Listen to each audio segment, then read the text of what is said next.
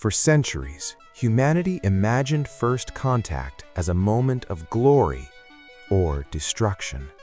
Ships descending from the sky, impossible technology, a simple choice, surrender or war. But when first contact finally happened, it was neither.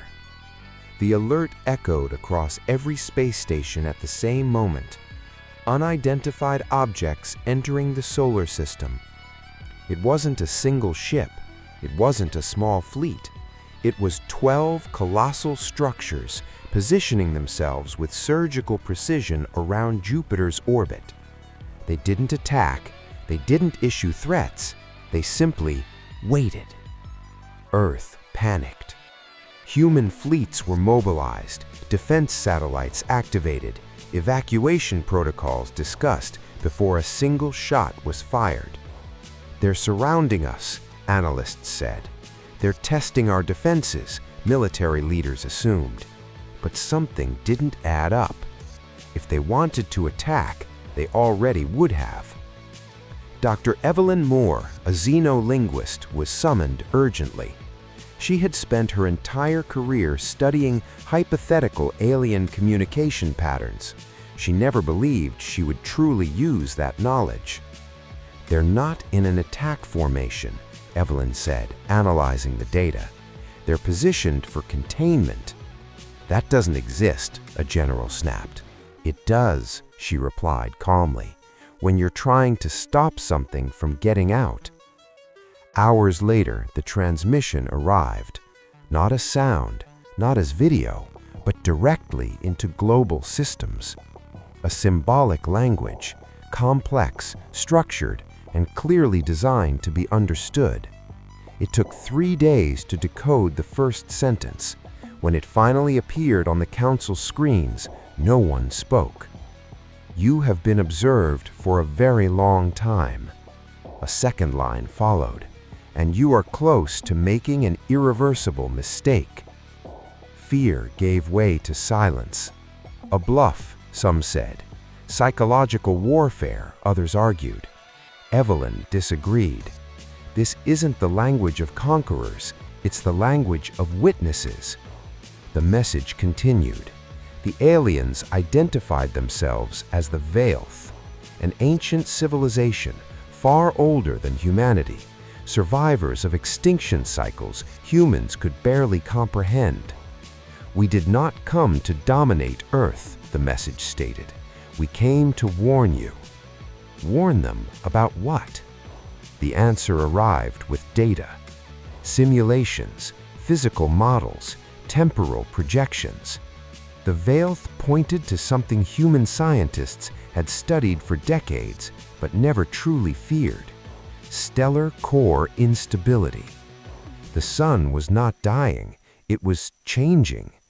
"That's impossible," human astronomers protested, but the data was undeniable. The sun was entering a rare cycle capable of triggering a catastrophic energy cascade, not a supernova, something worse, a release that would sweep through the inner solar system, Mercury, Venus, Earth. "How much time do we have?" the Secretary General asked. The response was precise: less than 50 years. The world fractured psychologically. Religions split, governments suppressed information. Ordinary people felt the weight of a deadline no generation had ever faced. "Then why don't you save us?" someone asked during the transmission. The Veilth's reply was brutal and honest: "Because we cannot." They had seen this before. Young civilizations, brilliant and ambitious, destroyed not by war, but by ignoring warnings.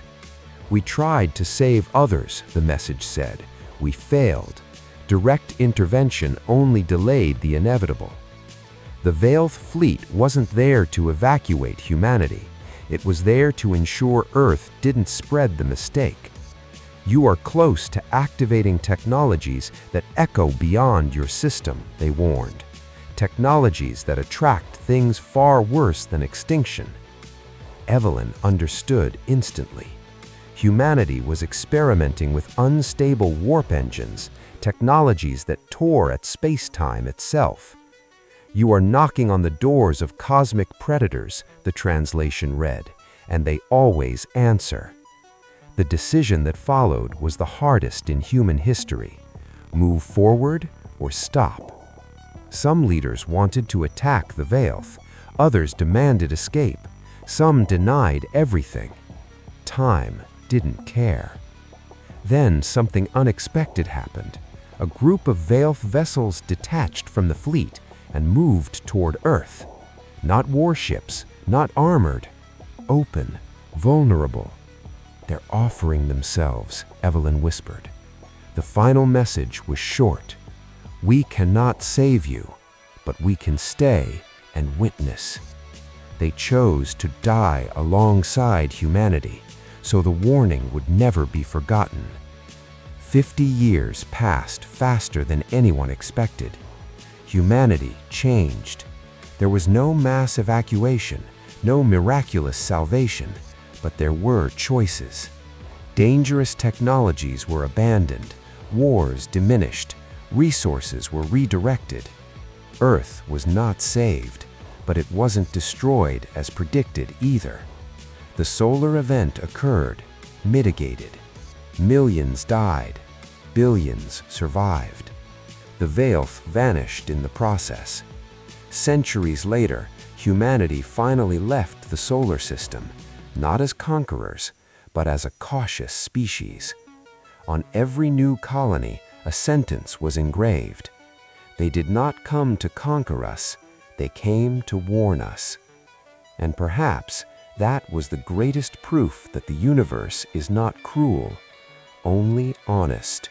If this story made you reflect on humanity's future, leave a like to support the channel. Subscribe to keep listening to deep, thought-provoking sci-fi stories. And comment below: if aliens came only to warn us, would you believe them?